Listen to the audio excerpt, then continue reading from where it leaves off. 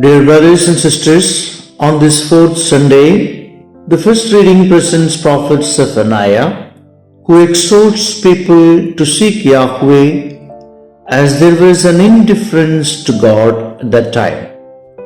Actually, they were satisfied with the wealth and property. He warns them of an imminent punishment, but those who will be saved are the unaware, the poor, suffering people who trust in the Lord.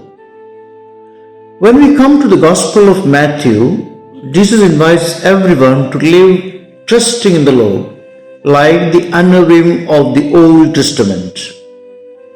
In the Gospel, we see Jesus climbing up a hill and speaking to his disciples. Let us pause here for a moment.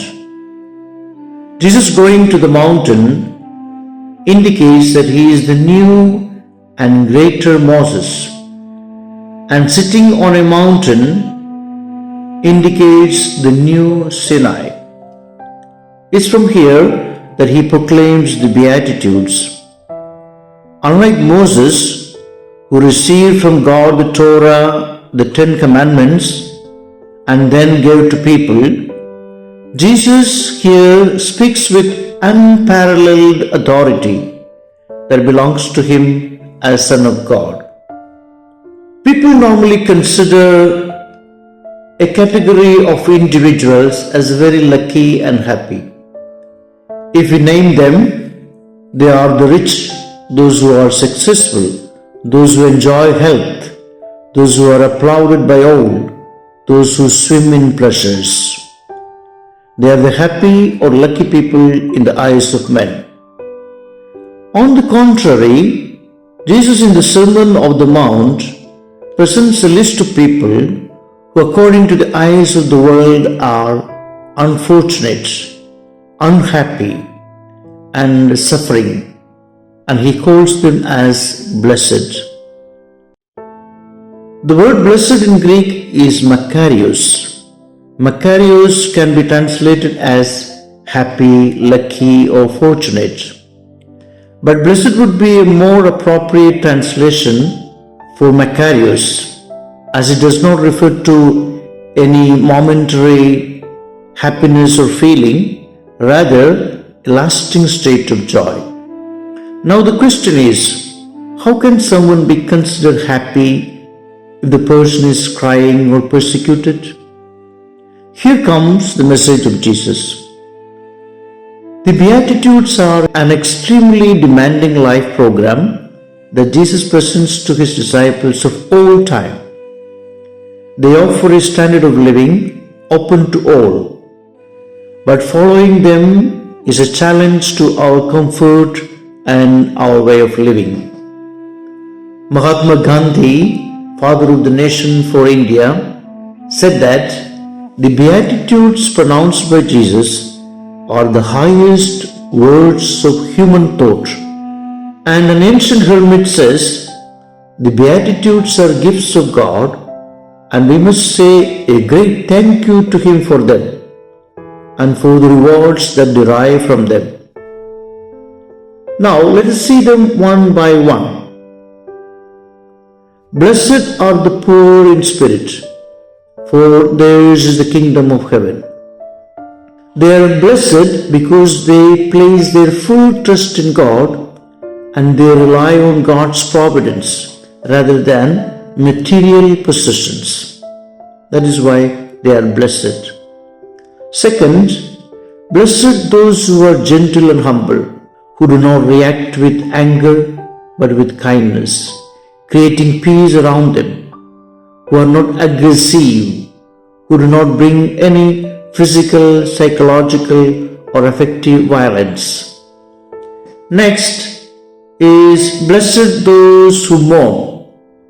Here it is not a casual sorrow, but it indicates those who are really sorry of their sins and are repentant, and it is an intense degree of mourning.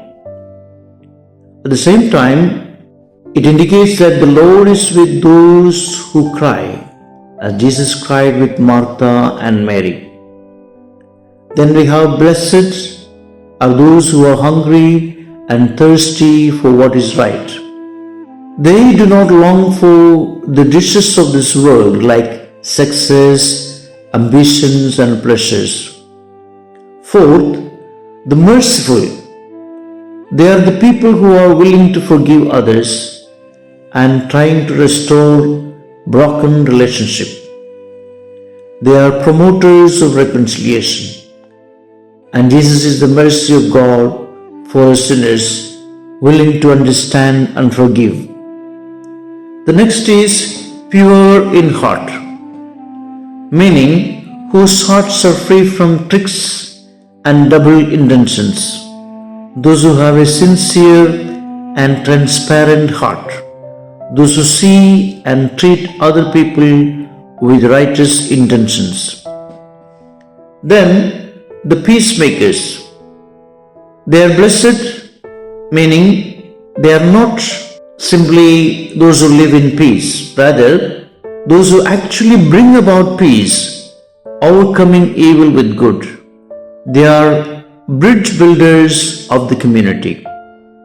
Last one, blessed those who are persecuted. A follower of Christ can be persecuted but can be happy in the midst of unfortunate conditions of life.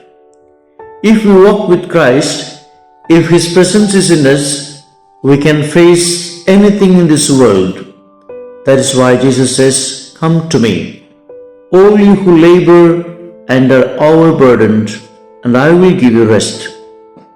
Jesus leaves these 8 Beatitudes as identity card and roadmap to all those who freely want to follow Him.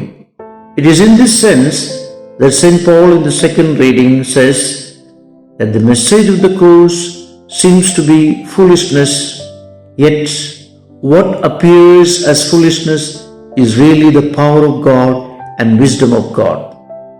In short, the message we receive today is that as a Christian, I should be blessed, I should be happy, I should be joyful. As St. Paul would say, rejoice, rejoice in the Lord. I say it again, rejoice.